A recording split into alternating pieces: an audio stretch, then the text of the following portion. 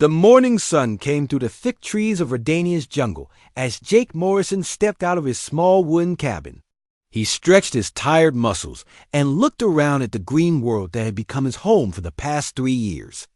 The air smelled fresh and clean, nothing like the dirty cities back on Earth. Where he used to live, Doc Jake picked up his heavy axe from beside the door and checked its sharp edge. Today would be another day of cutting down trees for the colonies. Building projects. The work was hard, but Jake liked it that way. Hard work kept his mind busy and stopped him from thinking about the bad things that happened before he came to this planet. He walked down the small path that led from his cabin into the deeper parts of the jungle. His boots made soft sounds on the wet ground covered with fallen leaves. Birds with bright colors flew overhead, making strange calls that Jake had learned to recognize over the years. This jungle was dangerous, but it was also beautiful in its own wild way. Jake had been walking for about 20 minutes when he heard something that made him stop. It was a voice, very weak and far away. Someone was calling for help. He stood still and listened carefully. The sound came again, definitely human, and it sounded like a woman. Jake felt his heart beat faster. He had not seen another person in months. The nearest settlement was 3 days away by foot, and no one ever came this deep into the jungle. What was someone doing out here? And why did they sound so hurt? He followed the sound, pushing through thick plants and stepping over fallen logs. The voice got louder as he got closer, but it also sounded weaker, like the person was running out of strength. Jake moved faster, his military training from years ago coming back to him. Someone needed help, and he was the only one who could. Give it dot after 10 more minutes of walking through the thick jungle, Jake saw something that did not belong. Metal pieces were scattered on the ground, twisted and broken. It looked like some kind of flying machine had crashed here. Smoke was still coming from some of the pieces, which meant the crash had happened recently. Jake called out, "Hello? Where are you? I heard you calling for help." A weak voice answered from behind a large piece of metal. "Over here. Please help me. I can't move." Jake ran around the broken metal and saw her. A woman was lying on the ground, her back against a tree. Her clothes looked expensive but were torn and dirty. Blood covered her left arm, and Jake could see that her leg was hurt badly. Her face was pale, and she looked like she might pass out at any moment. "It's okay," Jake said, kneeling down beside her. "I'm here to help." "My name is Jake. Can you tell me your name?" The woman looked at him with tired eyes. "Lisa," she said in a voice that was barely a whisper. "Lisa Carter. My Transport, it crashed. I've been here all night." Jake looked at her injuries. Her left arm had a deep cut that was still bleeding. Her right leg looked broken or badly twisted. She had smaller cuts on her face and hands, probably from flying metal when the transport crashed. But what worried Jake most was how pale she looked. She had lost a lot of blood. "Lisa, I need to get you to my cabin so I can help you properly," Jake said. "But first, I have to stop this bleeding." He took off his shirt and tore it into strips. Jake had learned basic medical care during his time in the military, and those skills were coming back to him now. He wrapped the torn cloth around Lisa's arm, pressing down to stop the blood from flowing out. Lisa made a small sound of pain, but did not complain. Jake could see that she was trying to be brave, even though she was clearly scared and hurt. "The board meeting," Lisa said suddenly, her voice confused. "I have to get to the board meeting. They're planning a hostile takeover. I can't let them ... double quotes." Jake looked at her with concern. She was talking about things that did not make sense. Maybe she had hit her head in the crash and was confused. He had seen this before with injured soldiers. "Don't worry about meetings right now," Jake said gently. "You need medical help. Everything else can wait." He finished wrapping her arm and then looked at her leg. It was definitely broken. Jake found 2 straight pieces of wood from the crashed transport and used more cloth from his shirt to make a simple support for her leg. It would not fix the break, but it would keep the leg from moving and causing more damage. "This is going to hurt," Jake warned her.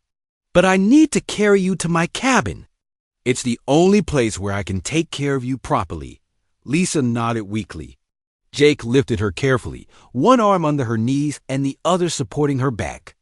She was lighter than he expected, but he could feel how much pain she was in by the way she held her breath. The walk back to his cabin took much longer than usual. Jake had to move slowly and carefully to avoid hurting Lisa more. She drifted in and out of consciousness during the trip, sometimes talking about business deals and corporate meetings that Jake did not understand.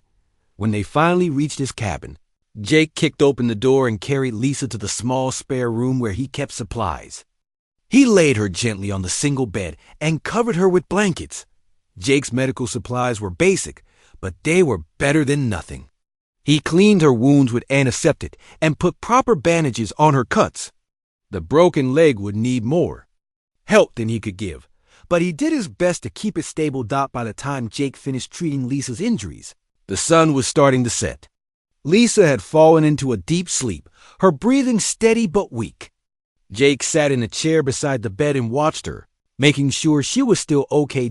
As he looked at her sleeping face, Jake noticed things he had not seen before.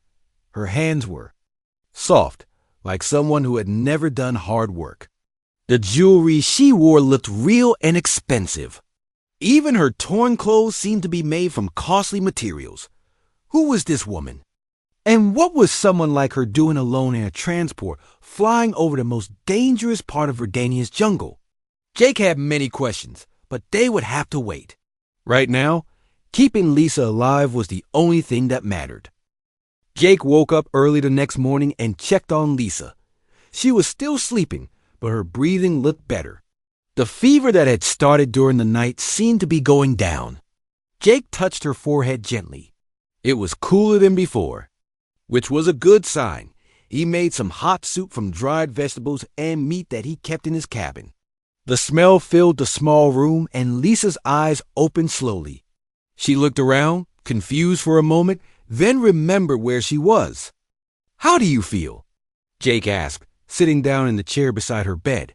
"Better," Lisa said, though her voice was still weak. "My arm doesn't hurt as much. Thank you for helping me." Jake gave her a small bowl of soup. "You need to eat something. Your body needs food to heal." Lisa tried to sit up, but the pain in her leg made her stop. Jake helped her get comfortable with pillows behind her back. She ate the soup slowly, and Jake could see that she was getting a little stronger. "Jake," Lisa said after finishing half the bowl, "I need to tell you something important. I'm not just some lost traveler." Jake looked at her. "What do you mean?" Lisa was quiet for a moment, like she was deciding how much to tell him. "I run a big company, a very big company. I was coming to Verdania to check on some business operations when my transport was attacked." Jake almost laughed. "Attacked?" "Lisa, you crashed in the jungle. Your transport had some kind of engine problem." "No," Lisa said, her voice getting stronger. "Someone put a bomb on my transport. They wanted to kill me." Jake looked at her with worry. Maybe she was still confused from hitting her head. People with head injuries sometimes believe things that were not real. "Lisa, you're still recovering. Sometimes after a bad accident, people think." "My name is Lisa Carter," she said, cutting him off. "I'm the chief executive officer of Carter Industries. We're one of the biggest terraforming companies in human space. I'm worth about 12 billion credits." Jake stared at her. Carter Industries. He had heard that name before. They were the company that had the contract to prepare Verdania for more human settlements. But this woman claiming to be their boss? It seemed impossible. "You think I'm crazy," Lisa said, seeing the look on Jake's face. "I think you're hurt and confused," Jake said gently. "Rich company bosses don't fly alone over dangerous jungles." Lisa reached slowly toward her torn jacket. "Help me get something from my inside pocket. There's a hidden compartment." Jake helped her reach into her jacket. His fingers found a small flat device hidden in a secret pocket. It looked like a high-tech data pad, much more advanced than anything Jake had ever seen. "Turn it on," Lisa said. "Press the blue button." Jake pressed the button, and the device lit up. A three-dimensional image appeared in the air above it. It showed Lisa's face, along with lots of text and numbers. "Biometric scan initiated," a computer voice said. "Please hold device near subject for identification." Jake held the device near Lisa's face. A light scanned her features, and then more text appeared in the air. Identity confirmed. Lisa Marie Carter, CEO, Carter Industries. Security clearance. Alpha 1. Net worth. 12.3 billion credits. "Welcome, Ms. Carter." Jake almost dropped the device. He stared at the floating information, then at Lisa, then back at the information. "You're really ... double quotes," he started to say. "I'm really the CEO of Carter Industries," Lisa finished. "And someone tried to kill me yesterday." Jake sat back in his chair, trying to understand what this meant. But why would anyone want to kill you? Lisa closed her eyes for a moment. "3 members of my board of directors want to take control of my company. They think I'm too soft, too worried about environmental protection and worker safety. They want to strip mine planets like Verdania and make huge profits quickly. And they tried to kill you to get control. If I die, they can take over the company legally," Lisa explained. "They hired someone to put a bomb on my transport. I was supposed to die in the crash, and they would tell everyone it was an accident." Jake looked at the datapad again. All the information looked real. The device itself was clearly expensive and advanced, but he still had trouble believing it. "Why were you flying alone?" he asked. "Don't rich people travel with guards and assistants?" "I was traveling in secret," Lisa said. "I found out that my company was doing illegal mining operations on Verdania. I came here to see for myself and gather evidence. Only a few people knew I was coming. And one of those people set up the attack. Yes, someone I trusted betrayed me." Jake stood up and walked to the window. Outside, the jungle looked the same as always, but now he knew that dangerous people might be looking for Lisa if she was telling the truth. And Jake was starting to believe she was. Then both of them could be in danger. "So, what happens now?" Jake asked. "I don't know," Lisa admitted. "My transport's communication system was destroyed in the crash. I can't contact my loyal people to let them know I'm alive. And I can't move very well with this broken leg." Jake turned back to look at her. "You know, I've spent 3 years on this planet cutting down trees for your company.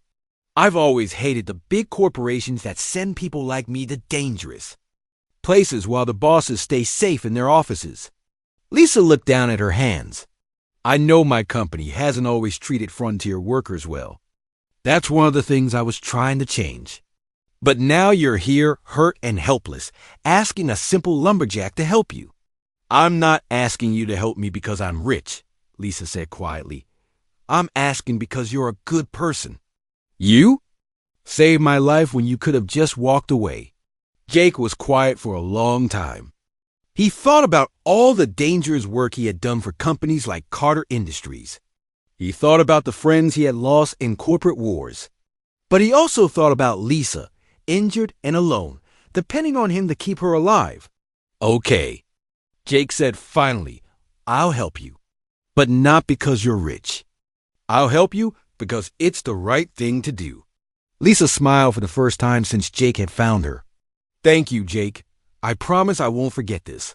Jake nodded and sat back down. "Now tell me more about these people who want to kill you. If they're coming to look for you, I need to know what we're up against." Over the next 3 days, Lisa grew stronger. Her fever was completely gone, and she could sit up without help. Jake changed her bandages every morning and evening, watching her wounds heal slowly but surely. The deep cut on her arm was closing up nicely, though her broken leg would take much longer to get better. During these quiet days, Jake and Lisa talked more than Jake had talked to anyone in years. At first, their conversations were careful and polite. But as time passed, they began to share more personal things about their lives. "Tell me about your company," Jake said one evening as he brought Lisa dinner. What made you want to run such a big business? Lisa looked out the small window at the darkening jungle. I never wanted to run Carter Industries. My father built the company from nothing, and when he died 2 years ago, I inherited it. I was working as an environmental scientist before that. An environmental scientist? Jake was surprised. That's very different from running a terraforming company. That's exactly why my father left the company to me, Lisa explained. He knew that companies like ours were damaging planets and treating workers badly. He wanted someone who understood the environment to change how we do business. Jake sat down in his usual chair. But changing a big company must be hard. Very hard, Lisa agreed. The 3 board members who want me dead are Richard Stone, William Hayes, and Patricia Green. They've been with the company for over 15 years. They make huge profits by cutting corners on safety and environmental protection, and they don't want you to change that. They think I'm destroying the company by caring about workers and planets. They say I'm too young, too soft, and too idealistic to run Carter Industries. Jake thought about this. Maybe they're right about one thing. Maybe you are too soft for this kind of business. Lisa looked at him sharply. What do you mean? I mean, look what happened to you. You came to a dangerous planet alone to investigate illegal mining. That was brave, but it was also foolish. A smart business person would have sent someone else. Lisa was quiet for a moment. You're probably right, but I needed to see it with my own eyes. I needed proof that could stand up in court. And did you find proof? Yes, there are 3 illegal mining sites on Verdania. They're dumping toxic waste into the rivers and cutting down protected forests. The evidence is on my data pad. Jake looked at the advanced device sitting on the table next to Lisa's bed. So if you can get that information to the right people, you can stop the illegal mining and prove that Stone, Hayes, and Green are criminals. Exactly. But first, I have to survive long enough to get off this planet. The next morning, Jake was outside chopping wood when Lisa called to him from inside the cabin. Her voice sounded urgent and worried. Jake, come quickly. Jake dropped his axe and ran into the cabin.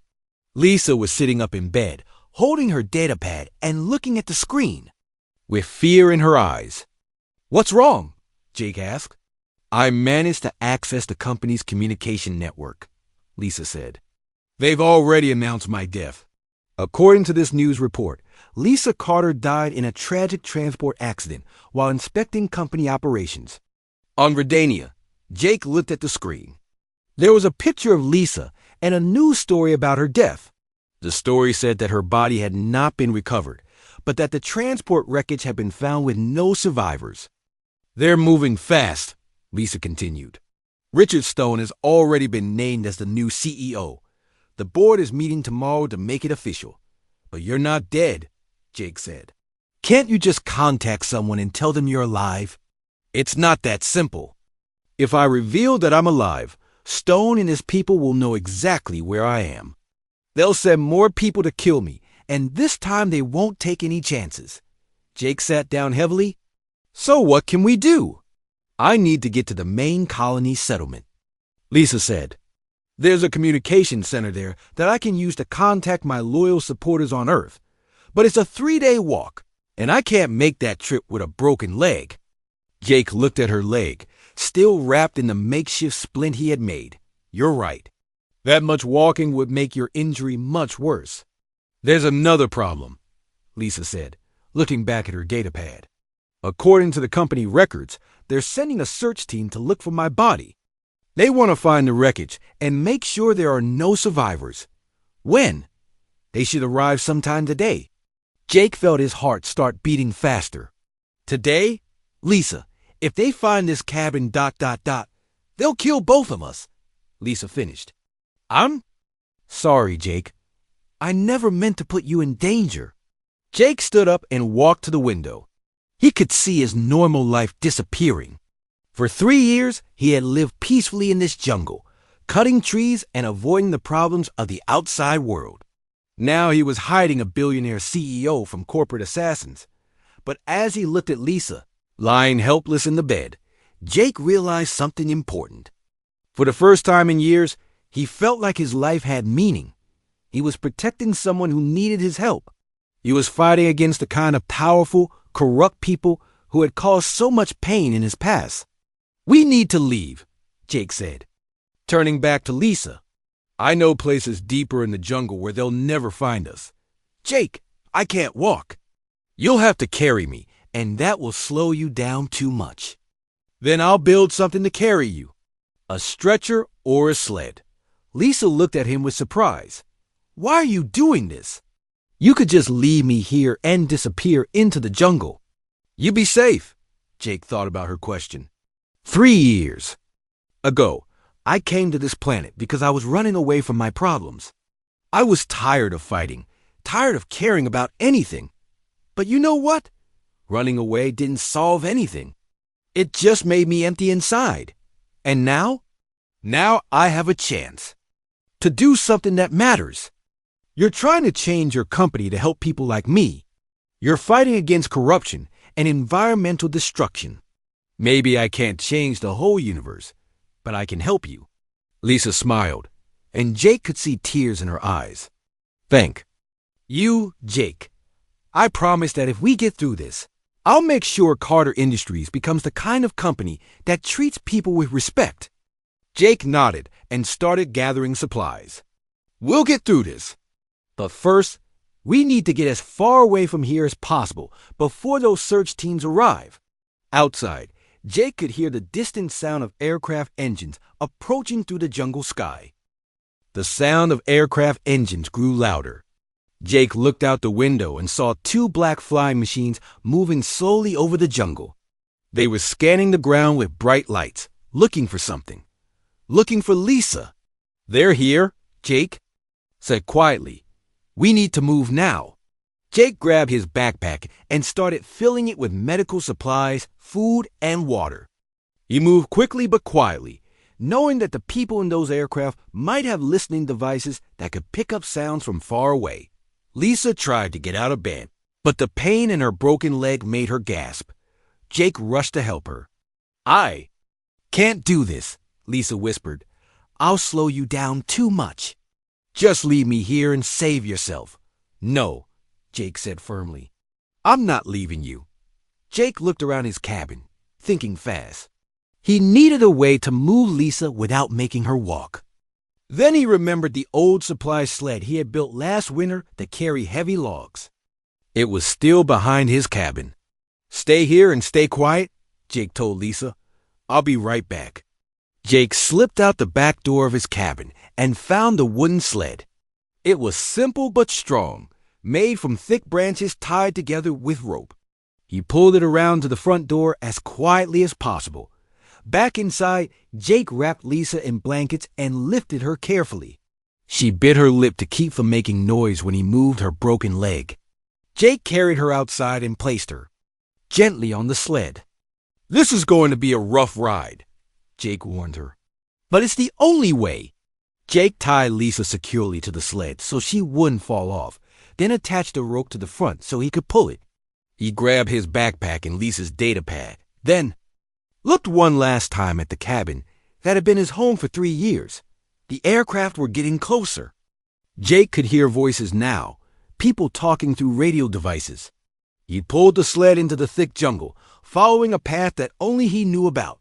The path led deeper into the most dangerous part of Redania's jungle.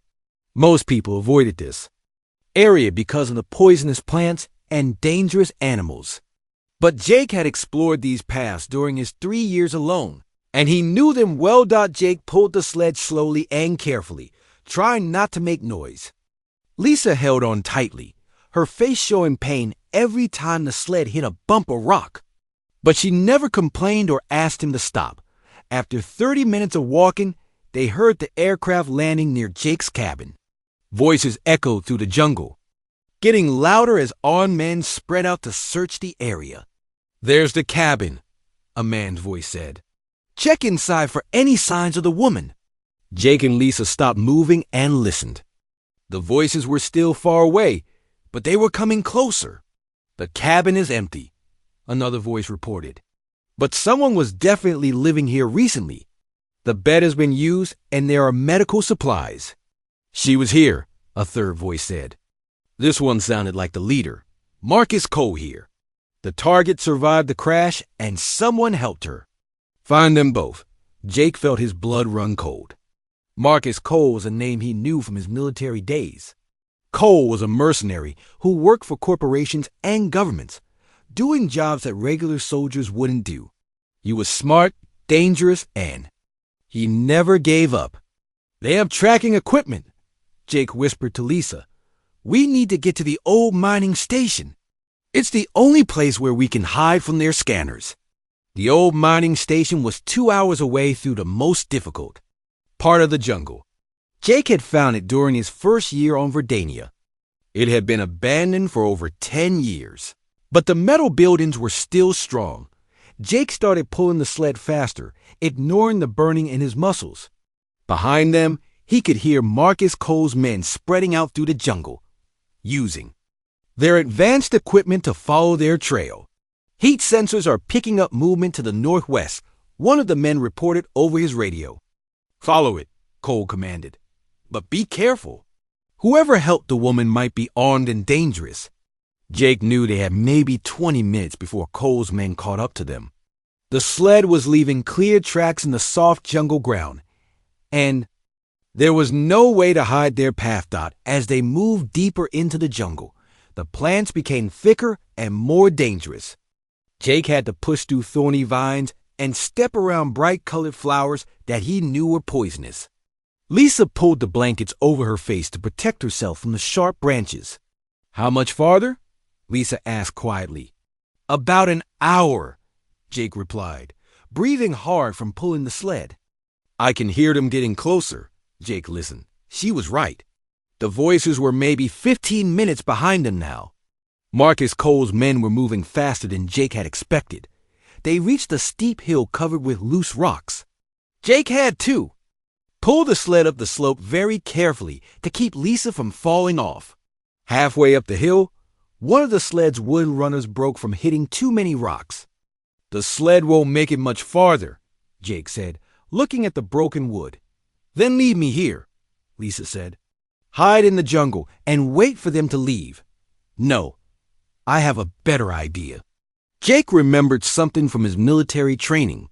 Sometimes, the best way to avoid an enemy was to make them think you were going in a different direction. Jake pulled the sled to the top of the hill, then carefully moved Lisa to a hiding spot behind some large rocks.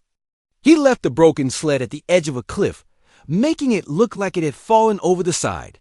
They'll think we tried to go down the cliff and the sled broke, Jake explained. While they're searching down there, we'll circle around to the mining station. Jake lifted Lisa and carried her on his back. It was much harder than pulling the sled, but they could move more quietly this way. Lisa wrapped her arms around Jake's neck and held on tightly. They moved slowly through the thick jungle, staying hidden behind trees and rocks. Jake's back and legs ached from carrying Lisa, but he didn't stop. He could hear Marcus Cole's men reaching the cliff where they had left the broken sled. The sled went over the cliff, one of the men reported. I can see pieces of it at the bottom. Check for bodies, Cole ordered. I want confirmation that they're both dead. Jake and Lisa kept moving while the mercenaries climbed down the cliff to search for their bodies.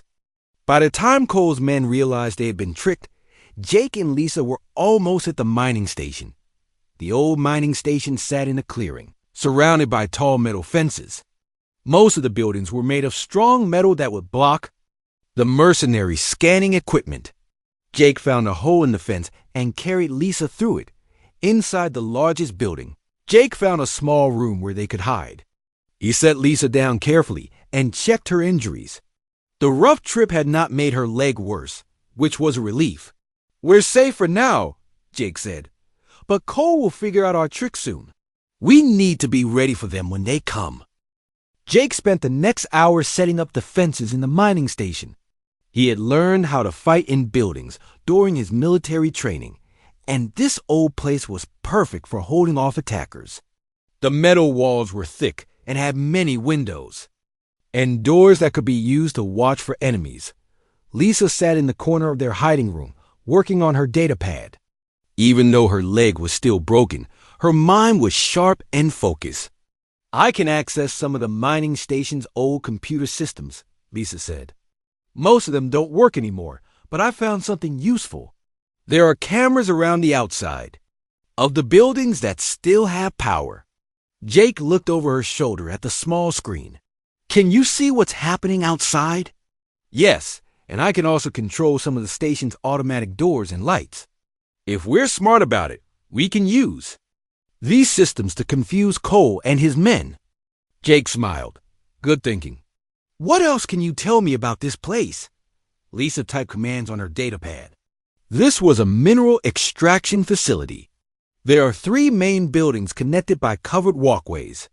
The building we're in has 2 levels and 4 exits. The computer shows that there are old mining tools and equipment stored in the basement. Mining tools might be useful as weapons, Jake said. I'll go check while you watch the cameras. Jake found the stairs to the basement and went down carefully. The lower level was dark and dusty, but his flashlight showed rows of old equipment. There were metal cutting tools, explosive charges for breaking rocks, and thick cables that could be used as ropes. Jake gathered everything that might be useful and carried it back upstairs. Some of the explosive charges were still good, which meant he could set traps for Cole's men. Jake, Lisa called softly. They're coming. I can see them on the cameras. 6 men, all carrying military weapons. Jake looked at the datapad screen. Marcus Cole and his mercenaries were approaching the mining station carefully, checking for traps as they moved. They all wore dark clothing and carried advanced guns and scanning equipment. They figured out that we came here, Jake said, but they don't know exactly where we are inside the station. Jake quickly set up his defenses. He placed explosive charges near the main entrances, wired to go off if anyone opened the doors. He scattered mining tools around the building, so he would have weapons no matter where he had to fight. Then he helped Lisa move to a safer room in the center of the building. I want you to stay here and use the computer systems to help me, Jake told Lisa. You can see where Cole's men are on the cameras and warn me if they try to surround me. Be careful, Jake, Lisa said, touching his arm. These men are professional killers. You're brave, but you're just 1 person against 6. Maybe, Jake said. But I know this building now, and they don't. That gives me an advantage. Jake took his rifle and moved to a window where he could watch the main entrance. Through the cameras, Lisa could see Cole's men spreading out around the building. They were being very careful, which meant they expected a fight. Jake, Marcus. Cole's voice came through a speaker outside. I know you're in there. Bring out Lisa Carter and we'll let you live. You don't have to die for someone you barely know. Jake didn't answer. He watched through his rifle scope as Cole waited for a response.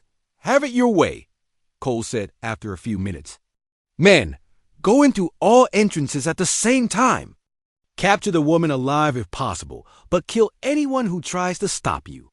2 mercenaries approached the main entrance, where Jake had placed his first explosive trap.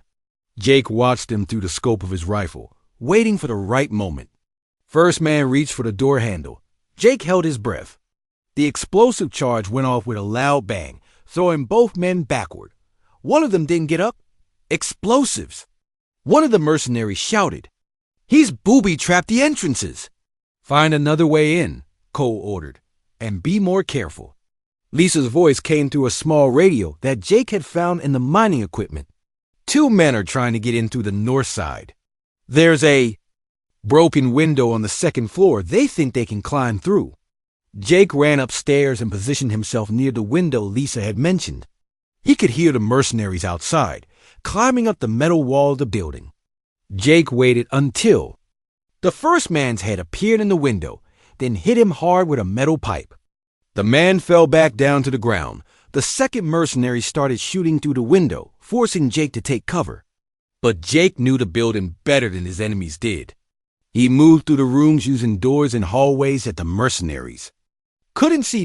Jake found another window that gave him a clear shot at the man who was still shooting. Jake aimed carefully and fired once. The mercenary stopped shooting.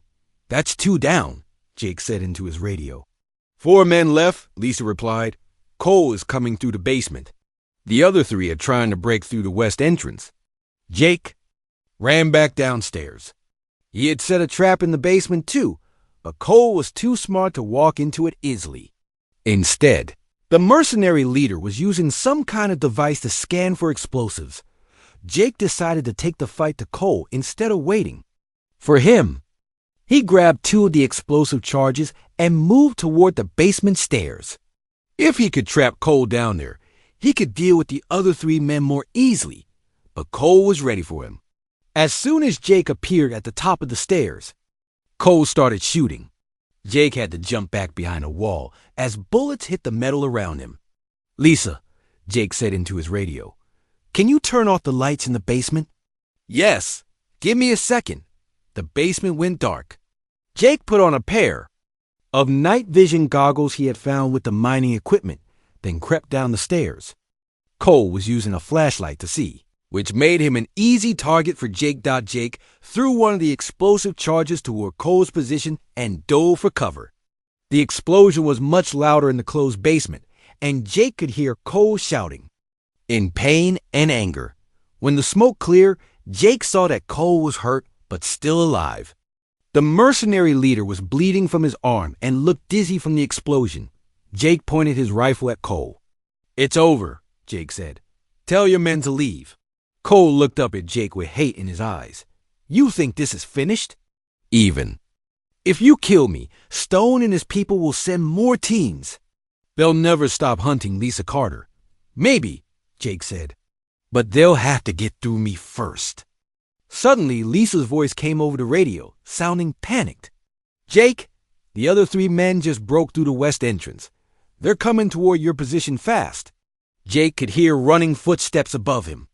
He was trapped in the basement, with the wounded Cole, and 3 armed mercenaries were coming down to help their leader. Jake looked around quickly, trying to find a way out of this dangerous situation. Jake could hear the 3 mercenaries running down the stairs toward the basement. He had seconds to act before they reached him and Cole. Jake grabbed his last explosive charge and looked around the dark basement for an escape route. There was an old ventilation shaft in the corner, just big enough for a person to crawl through. Jake threw the explosive charge toward the stairs and dove into the shaft just as it exploded. The blast brought down part of the ceiling, blocking the stairs and trapping the 3 mercenaries on the upper level. Jake crawled through the narrow shaft until he reached another opening that led back to the main floor. When he climbed out, he could hear the trapped mercenaries digging through the rubble, trying to reach their wounded leader. "Jake," Lisa called through the radio, "are you okay? I heard a big explosion." "I'm fine," Jake replied, breathing hard. "Cole is trapped in the basement, and his men can't get to him. But they'll find another way down there soon." Jake ran back to the room where Lisa was hiding. She looked relieved to see him, but her face was also worried. "What do we do now?" Lisa asked. "Even if we stop these men, more will come." Jake sat down beside her and thought about their situation. "We need to end this completely. We need to expose the truth about what Stone and his people are doing." Lisa held up her data pad. "I have all the evidence we need right here, but we still can't communicate with the outside world. The mining station's communication equipment was destroyed years ago." Jake remembered something. "What about Cole's team? They must have communication equipment with their aircraft." "You're right," Lisa said, her eyes lighting up. "If we can get to their aircraft, I can use their equipment to contact my loyal supporters on Earth. Through the security cameras, they could see that the mercenaries had left their 2 aircraft in the clearing outside the mining station. The aircraft looked empty, but Jake knew there might be automated defense systems protecting them. "I'll go check the aircraft," Jake said. "You stay here and keep watching the cameras." "No," Lisa said firmly. "We go together. I need to be there to make the communications work properly. And besides, I'm tired of hiding while you do all the dangerous work. Jake looked at her broken leg. You can't walk that far. Then help me walk. We're partners in this, Jake. We finish it together. Jake helped Lisa stand up and put her arm around his shoulder for support. Moving slowly and carefully, they made their way through the mining station toward the exit closest to the aircraft. The three mercenaries were still trying to dig through the rubble to reach coal in the basement. Jake and Lisa could hear them working as they quietly left the building. The walk to the aircraft took 10 minutes. Lisa's face showed pain with every step, but she never complained or asked to rest. Jake felt proud of her strength and determination. First aircraft was locked, but Jake used tools from the mining station to force open the door. Inside, he found advanced communication equipment, weapons, and supplies. Lisa sat down at the communication station and began working with the controls. This is much more advanced than anything I've used before, Lisa said, but I think I can figure it out. While Lisa worked on the communications, Jake kept watch for the mercenaries. He could see the mining station in the distance, and it looked like the men were still trapped inside. Got it, Lisa said suddenly. I'm connected to the Earth communication network. Lisa's fingers moved quickly over the controls as she sent messages to her trusted allies. She transmitted all the evidence about the illegal mining operations, the murder plot against her, and the current situation on Verdania. Done, Lisa said after several minutes. I've sent everything to my head of security, my lawyer, and 3 government officials who are investigating corporate corruption. They'll have Stone, Hayes, and Green arrested within hours. What about us? Jake asked. We're still stuck on this planet with angry mercenaries. Lisa smiled and pointed to another part of the communication equipment. I also sent a message to my personal security team. They're already on their way to Verdania with a full military escort. They should arrive in about 6 hours. Jake felt a huge weight lift from his shoulders. So we just need to stay alive for 6 more hours. Actually, Lisa said, I have a better idea. Lisa activated the aircraft's external speakers and spoke into the microphone. Her voice echoed across the jungle, loud enough for Cole and his men to hear clearly. Marcus Cole, this is Lisa Carter. I know you can hear me. Your mission is over. I've already transmitted all evidence of Richard Stone's crimes to Earth authorities. Stone, Hayes, and Green are being arrested right now, and my security team is coming to rescue me. If you surrender now, I'll make sure you're treated fairly. There was silence for several minutes. Then Cole's voice came through the aircraft's radio system. You may have won this round, Carter, but people like Stone always find a way to stay in power. You're still just one person fighting against a system that's bigger than you. Maybe, Lisa replied, but I'm not fighting alone anymore. And I'm not giving up. Jake looked at Lisa with admiration.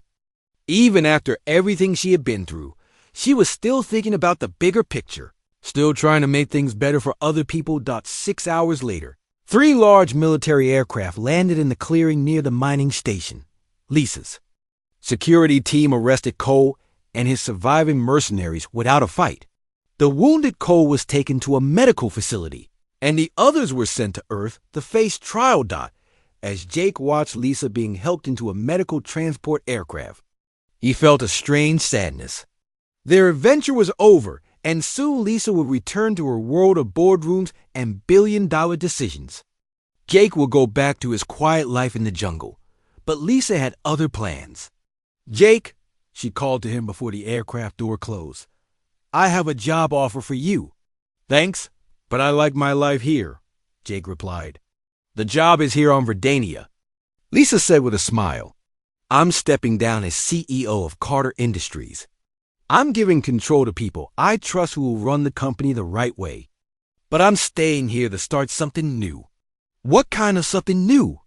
A foundation that protects frontier worlds from corporate exploitation. We'll make sure that companies follow environmental laws and treat workers fairly. We'll need someone who understands both the frontier life and corporate corruption. Jake thought about her offer. What would I do? Be my partner, Lisa said simply. Help me build something that makes a real difference. Jake looked around at the jungle that had been his home for 3 years. Then he looked at Lisa, the woman, who had changed his life completely in just 1 week. Partners, Jake said, shaking her hand. But I get to keep my cabin. Lisa laughed. Deal, but I'm building a proper house next to it, with real medical supplies and communication equipment. As the medical aircraft flew Lisa to the main colony for treatment, Jake walked back through the jungle toward his cabin. For the first time in years, he was excited about the future. He had found something worth fighting for, and someone worth sharing it with. 2 months later, Jake and Lisa stood together in front of a new building that housed the headquarters of the Verdania Protection Foundation. Lisa's leg had healed completely, and she looked happier and healthier than she had ever been as a corporate CEO. Ready to save the galaxy? Lisa asked, grinning at Jake. One planet at a time, Jake replied. Let's get to work.